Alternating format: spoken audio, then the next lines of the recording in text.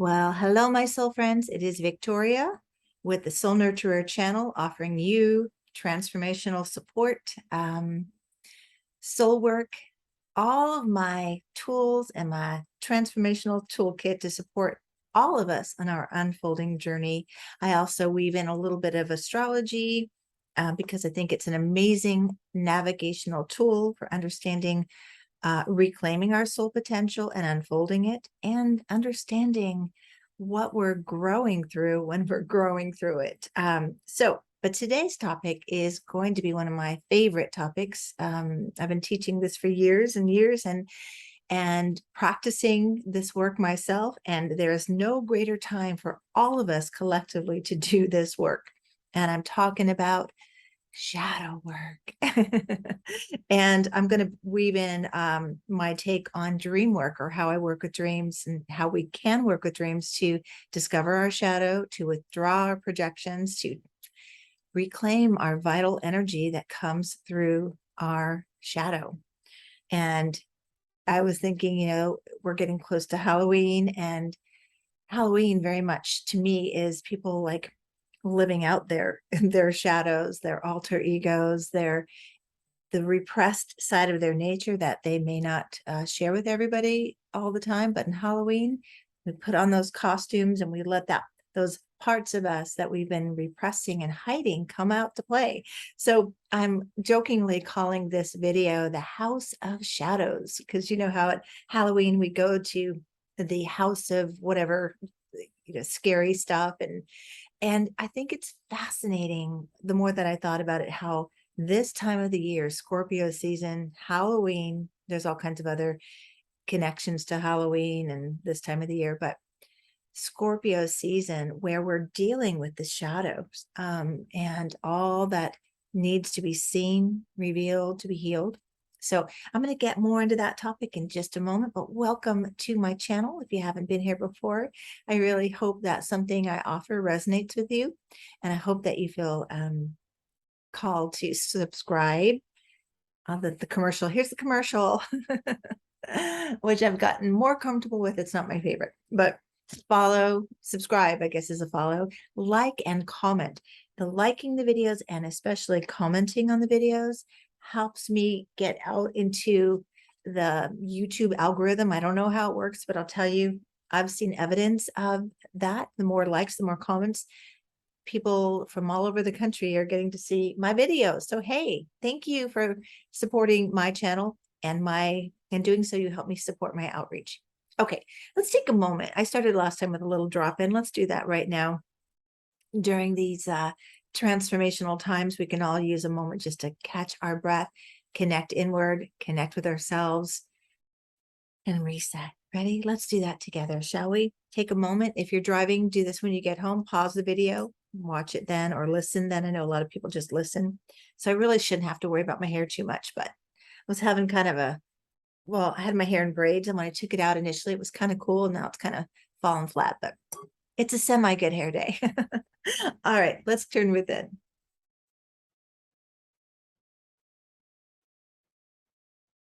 Just claiming the space for yourself, for your potential.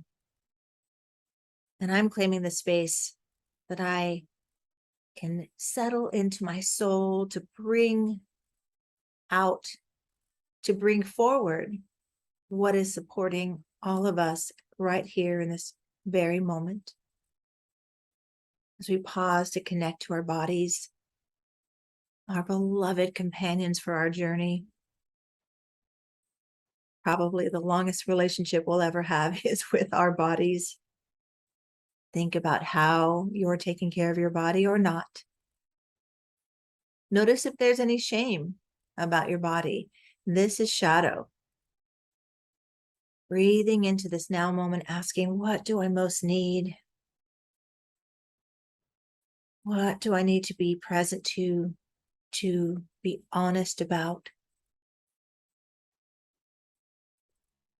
What is calling my soul to release, shed, clear, so I can rise with my potential and purpose? Where have I been hiding? And what do I need to be my authentic self? Breathe into that.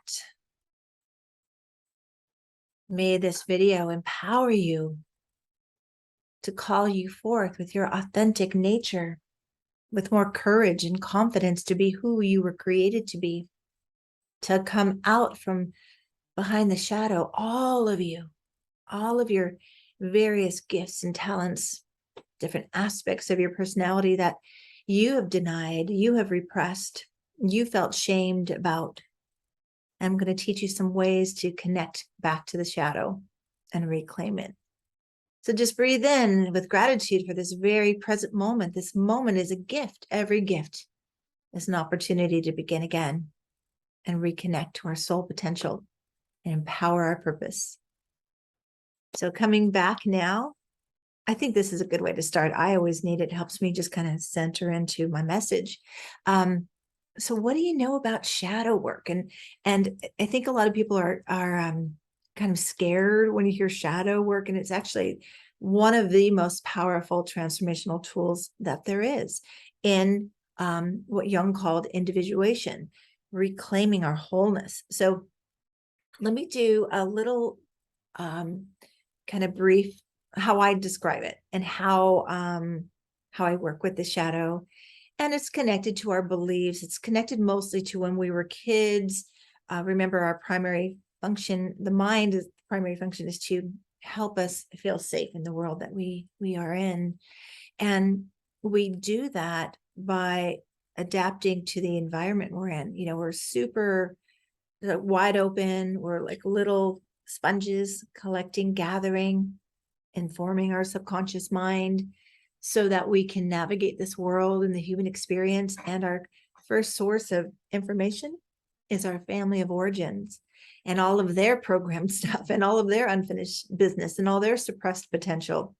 And we gather that information as well as start to construct who we believe we need to be in order to be safe, rather than who we truly are authentically, right? I always do this little image of, you know, like this potential here, and then this all the conditioning over it, and being safe, adapting, creating coping mechanisms in order to help us survive. And in that, the shadow develops like this. Should I do, okay, I'm going to do my little crayon box demonstration. This is a simple way that I came up with to describe shadow. One of my, I don't know if it's my gifting, but it's what I like to do, to take complicated subjects and try to distill them to their essence, to give us a reference that we can all say, okay, that makes sense. You know, shadow work can be complicated. Jung's, you know, theories can be complicated. I'm reading a lot of his books right now, and I have to really take my time, slowly digest the material. But then I'll get this light bulb idea, like, oh, here's a way I could think of it. So here's how I think about shadow work. So remember these, I don't know if it's not exactly what I remember as a kid, but the full box of crayons, the jumbo box, every color of the rainbow in your crayon box, right? This is what I think about shadow work, simplified. We come in with a full box of crayons. Well, not literally, but metaphorically. We have every color representing, in my metaphor, every emotion, every way of being that is essential for our wholeness, for delivering our purpose. And I'll just take one little box out here instead of all of them. The jumbo box I remember was just like rows and rows. And I think the colors were all in order, what I remember anyway. So I should have organized it that way. But anyway, in this little demonstration, we've got all these different colors. So for me, one way that I identified my shadow years ago was looking at my chart and saying, wow, I'm a pretty fiery person. I've got a lot of energy. I've got a lot to say. Why am I not saying it? Why am I not expressing? Why am I not taking initiative with my life? Why am I not assertive? Why am I holding back? This is shadow. Because in my life story unfolding, I saw anger in my family of origin. And being a sensitive soul, I didn't like anger. It hurt me. I felt diminished by it. And unconsciously, or even consciously, as a child, I decided, I'm not going to do that. I don't like anger. It hurts not doing that.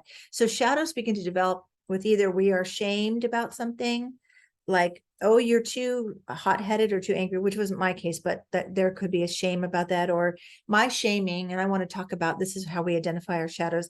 My shaming came from things like, kind of along the lines of who do you think you are? Because I came in with my Leo moon.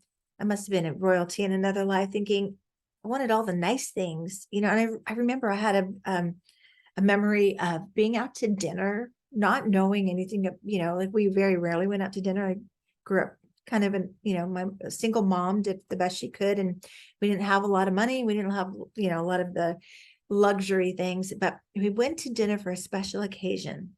I remember with my mom and I think my two sisters, and I remember I wanted to order the lobster.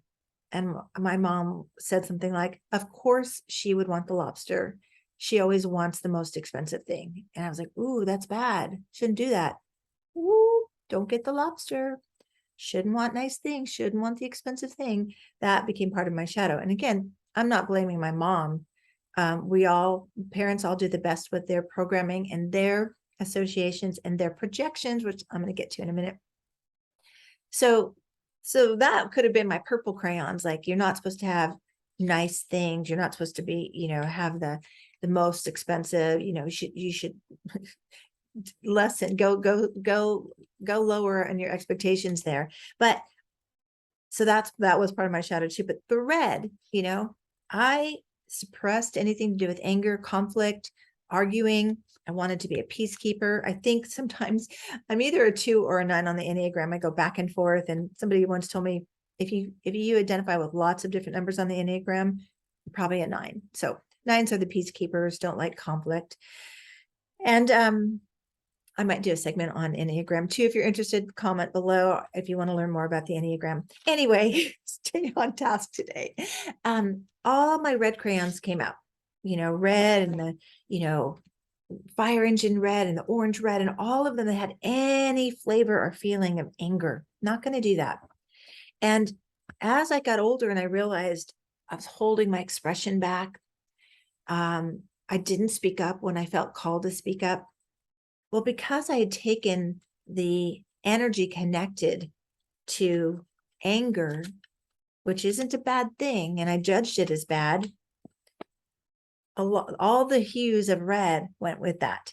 All of the assertiveness, speaking up for myself, all of that. So I reclaimed my red crayons. I told my husband at the time, I'm like, I need to reclaim this and practice in speaking up and being angry. You know, so I'd tell him, you know, are you ready to receive some communication that might be a little more heated? Because it was so foreign to me. I had to practice coloring with my red crayon again. I still do. Anyway, that's my simplified version of shadow. We begin when we're younger, we feel judged or shamed. Oh, I better not ever do that again. I can't say that. Oh, I notice when I'm too happy, I'm too much. Oh, I notice when I'm dancing that we don't dance in my family. Oh, I notice if I'm interested in this other religion, I'm in trouble. I don't get, love is withdrawn. I notice when I'm too goofy. No, we're serious. We're supposed to be studying right now. And so pretty soon we've got this empty box of crayons, right? Not our whole selves. And we need to, as we get older, question everything we believe. And here is how we can begin to reclaim our shadows. Where you feel triggered, where you feel envious, even jealous, or just completely like think this person is everything, you know, just super idolizing someone else. So the shadow isn't negative, but there are some references that Jung called that distinguished the dark, you know, the dark and the light shadow. Let's say the dark shadow is the parts of us that we really don't want people to see, and we hide them. And so I have some prompts for you. One of the prompts is, what do you feel most shame about? Like, what's the worst thing people could find out about you that you would be mortified that they knew about you? What is it? That's connected to shadow. And also then the bright shadow, the light shadow, I've also heard it referred to as the golden shadow, but teaching a workshop one time, those two words came out differently. Maybe you can guess what I said. Anyway, the bright shadow is where we project. I'm going to get into projection. We project all of our unfulfilled potential onto someone else, like the movie stars you adore, or the people you just, oh, she's amazing, and here's why. That is your repressed, denied right shadow connected to your potential. So one way you identify is that where you're triggered. And not only is this time perfect right now to talk about shadow work because it's Scorpio season and we're in the middle of an eclipse portal, we have been collectively looking at our collective shadow. The shadow is also the things that are, the dark story, like the things that, like in our country, that happened that we never talked about, we never dealt with, we hid it, denied it, suppressed it, and now it's just all bubbling up and it feels overwhelming, right? It's the same for us individually. All the things we would not face. Think about that. Turning on the light to see our shadow, right? So there's a lot here. I'm going to give you top of the trees today because it's a deep subject that I'd be happy to talk to you one-on-one in a session if you're interested, or maybe I'll do some follow-ups. I do want to share, the shadow we can be aware of when we're blaming someone else. Blame, like if you are blaming someone, that is, there's a saying in shadow work, you spot it, you got it. It's really about you. Everything is about you because we are always projecting. House of projection, house of shadow, both the same. Projection, I just want to talk about projection real quick, and then we'll go back to a couple of quotes. But projection is, it's a defense mechanism where projection goes through all of our subconscious material, all of our associations, all of our memories, what we have defined and to be safe. And it's also our unacceptable behaviors. This is where it's the negative shadow or the dark shadow, or attributes about ourselves that we've denied again. So it's everything that we carry inside of us in the world and in our inner world that we try to understand the external world through. And I was trying to find this quote, maybe research. I remember hearing that we are projecting 95% of the time. So what does that mean? Everything we're seeing, again, as within, so without, everything we're triggered by belongs to us. Everything we're enamored with and, oh, that's amazing, really belongs to us. We are the common denominators of our world. And we're filtering everything on the external through our inner worlds. So projection is really, really important. And I do want to read a couple quotes, and then we're going to go into dream work a little bit. And anytime I say something that really resonates with you, or connects with you, or you have a question about, please put it in the comments. So, okay. And when I thought about this today, when I was thinking about what I want to say, this was, this thought came to me. Collective projections. This is what we see politically. We all agree in some way or the other. Collective projections become agreed upon story or myth that builds from what Jung called a hook. Like, yeah, there's something about that person that fits my projection, so I could hook it on there, right? There's some truth to what you believe, and it fits an archetypal template. But from there, we just flow all of our stuff on them, right? But if we spot it, we got it, and we are the common denominator. So we need to ask, what is this meaning about me? Where is this familiar to me? What am I telling myself about this person? Where have I denied qualities that I'm judging in that person that are really about me? Okay, these are all things we can do in dream work when we're paying attention. But a couple of quotes here about the shadow. I love this quote from Robert Bly. The shadow is a long bag we drag behind us. We spend our life until we're 20 deciding what parts of ourselves to put in the bag, and then we spend the rest of our lives trying to get them out of the bag.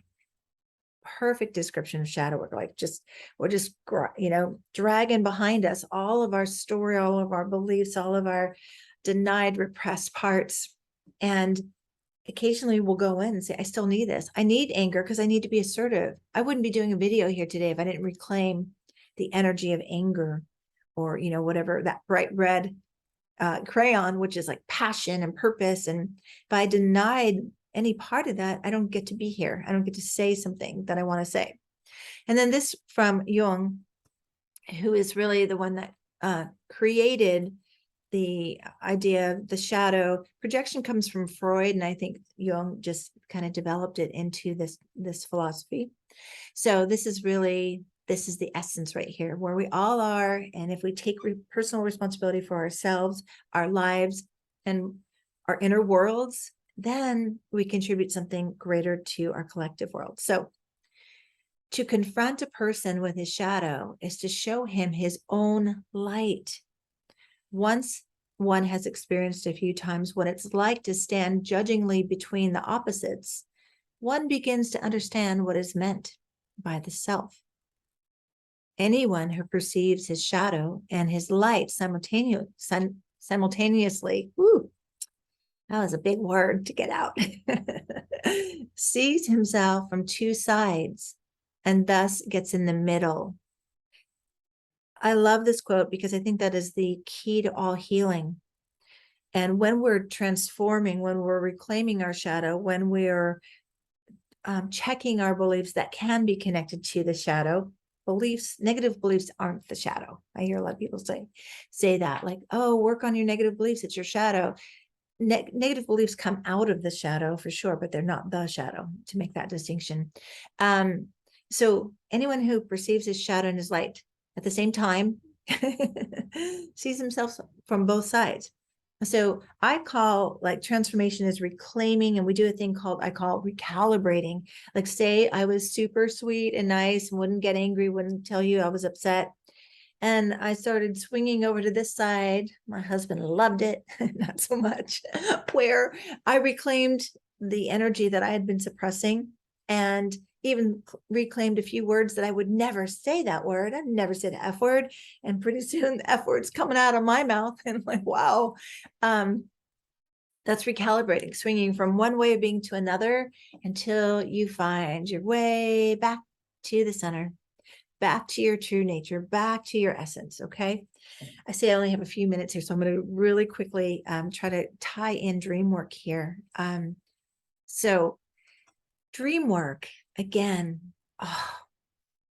I love this, like, part of my mission is to help people reclaim their dream work in order to reclaim their dreams. Our dreams are nightly gifts, stories showing us our psychology, our subconscious, our beliefs, our shadow, what we've repressed. I'm working a lot with some shadow stuff because I've been having some shadowy dreams. And why? Because I'm at another level of emerging more potential. So every time we're about to emerge and do something different, our ego or subconscious will bring up material from way back when that we thought we dealt with, to kind of dangle it in front of us to kind of scare us into hiding again, right? And so I've been having a lot of being chased in my dreams, by something that's trying to harm me. And so ego is like, oh yeah, it's hidden for a reason. Remember, the subconscious mind is programmed in our early formative stages of development, and good or bad, the subconscious mind doesn't know good, bad, wrong, or right. It just knows you made this choice to be safe. And if you're about to change a way of being, a belief system, reclaim some of your repressed material, some of your potential, that's not safe. And so for me, I've been having dreams that aren't safe. I'm on the verge of expressing more in real life, writing and talking on here more. And my ego is going, oh, what are you doing? You're going to be killed. You're going to be harmed. This is dangerous.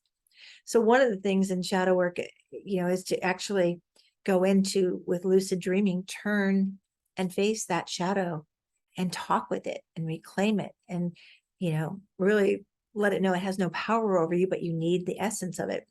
I've had a few dreams like that. I'll tell you, I had a vision quest like this One night I remember looking up at the sky, sitting. A vision quest is where you go into the woods for 4 days and 4 nights, and you fast and you just drink water and you pray and you sit open, get past your subconscious material to connect to the divine in a greater way. And it's profound. My husband runs these through his company, Travel Edge Life is his website.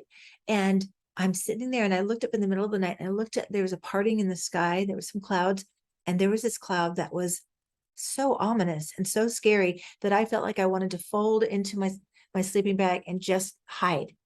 This is what we do with shadow. But I knew it was purposeful, and I didn't want to be afraid anymore. Being out in the woods in the dark is scary enough, but I was like, no. I got out of my sleeping bag. I sat under the tree and I looked up at the scary object in the sky, and I was like, you have no power over me. And then I chose, my husband calls me the Care Bear. I chose to send that scary thing in the sky, love. I'm just going to send you love.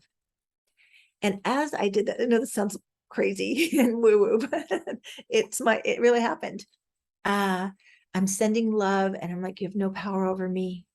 And this image shifted before my very eyes into, like, it was like a smiley face, but it was a very loving cloud image, from the scary image to a very warm, loving reflection back. I didn't plan on telling this story, but I think it's so fitting. I was projecting my fear onto the cloud. Obviously, it wasn't an evil entity in the cloud coming to get me. I projected my fear of sitting in the dark, and all my stuff connected to feeling powerless. And I chose love. The Course in Miracles says there's only two energies in the world, fear or love. Which one are you leading with? I chose to lead with love, and it dissolved, and I felt so free. And when you challenge a projection or a shadow, you get all this energy back, all this vitality. And it takes a lot of energy to suppress any part of you, So dream work, the other thing you can do is you can journal the various parts in the dream and dialogue. This is like active imagination, that Jung called it active imagination dialogue. Talk to the scary part. What do you want me to know? What are you trying to bring to my attention? And what do you have that I need? That's the shadow. What do you have that I need that would be helpful in my waking life? Okay. So that's a brief way to do it. I want to give you some prompts to journal with. Journaling is another way to do it, to identify your shadow. Remember, though, your shadow is best seen through projection, when you're triggered by someone, when you're jealous of someone, when you really just think, wow, you're just so in love with the person. That's you. You're seeing you. You're always seeing you in the world. You spot it, you got it. So journal prompts. I already mentioned, what is the thing I would never want to share with anybody? I have so much shame. I'd be so embarrassed. I'd be mortified. That's one question.